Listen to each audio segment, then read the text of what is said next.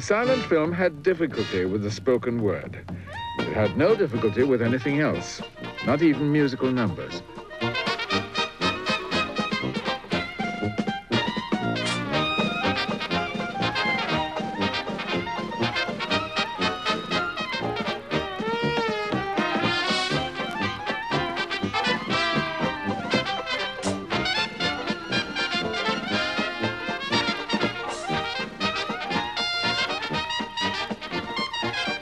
This sequence was directed by Ernst Lubitsch, photographed by John Mesco, produced by Warner Brothers, the studio that would revolutionize the industry just 1 year later and bring the silent era to an end.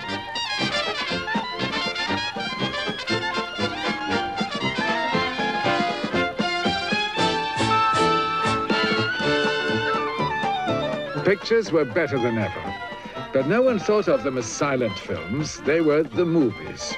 And something extraordinary was happening to the movies. They suddenly found they had a rival, radio. This is station STAR, Voice of Hollywood. Now the public was obsessed with sound. In the main studios in Hollywood, California. Thomas Edison's obsession with sound had produced the phonograph in 1877. One of his earliest attempts to synchronize music to picture. The sound has been lost. By 1895, he had to settle for a peep show with a phonograph, the kinetophone. The Europeans made better progress. Oscar Mester patented his device in 1905. Like his French rivals, he used a gramophone. But his sound was not loud enough to fill a theater.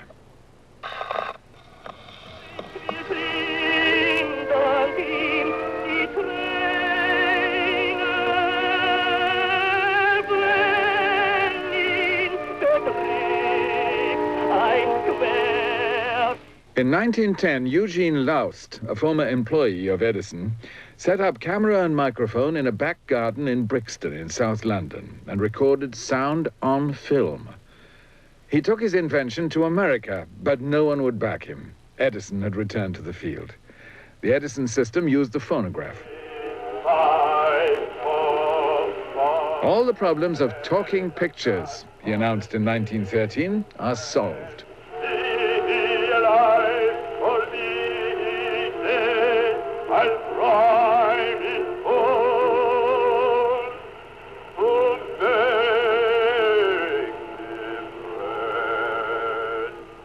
I can remember that we talked into a horn, and it was sort of elevated.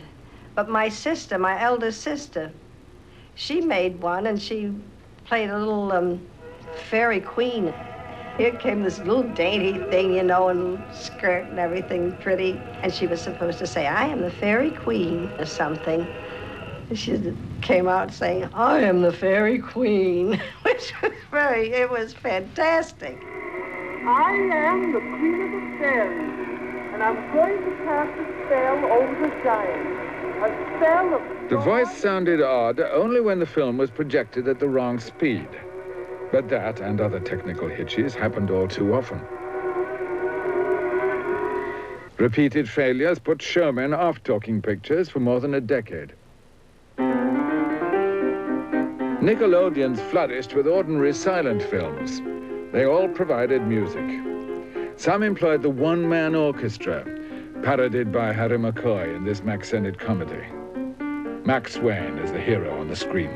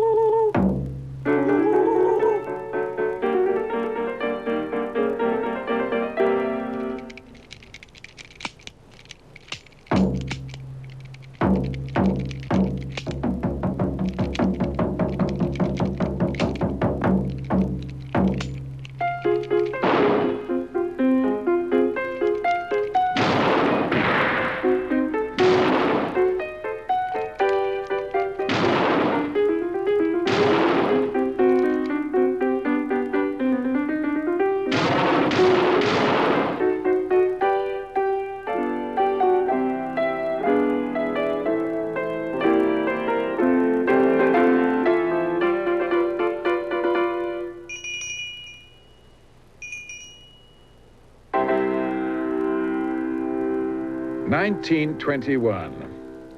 The Kellum disc system attracted the attention of the great pioneer director D.W. Griffith. He was always willing to experiment.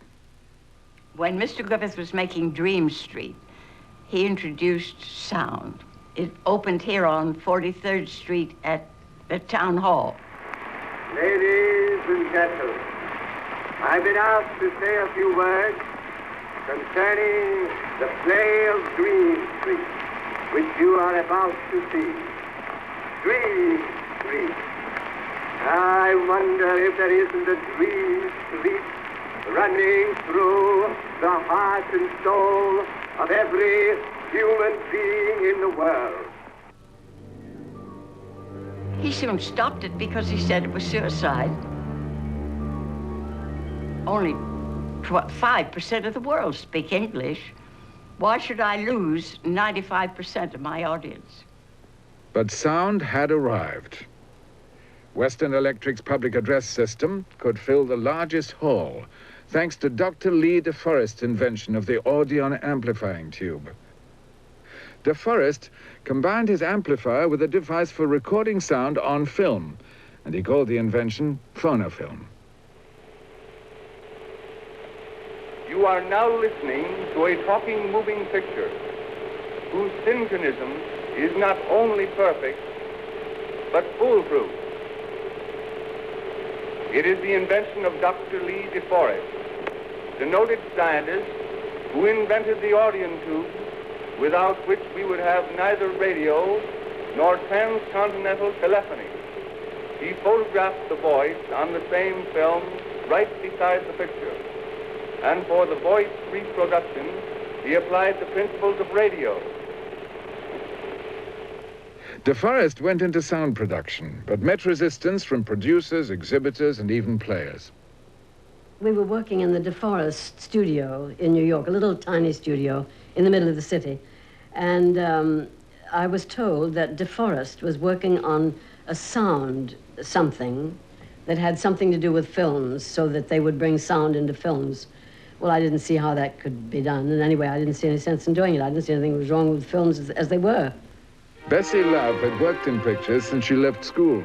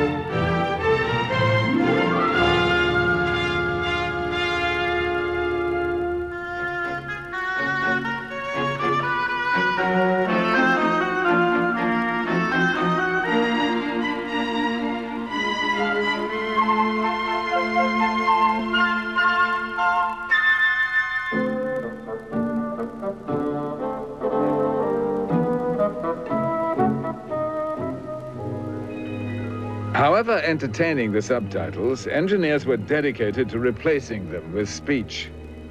Cheese crisp. Cheese crisp. Theodore Case, just seen here, was developing a system virtually identical to De Forest's. All right, EI, you can shut the thing off now. Yeah, shut it off. EI, will you please shut the camera off?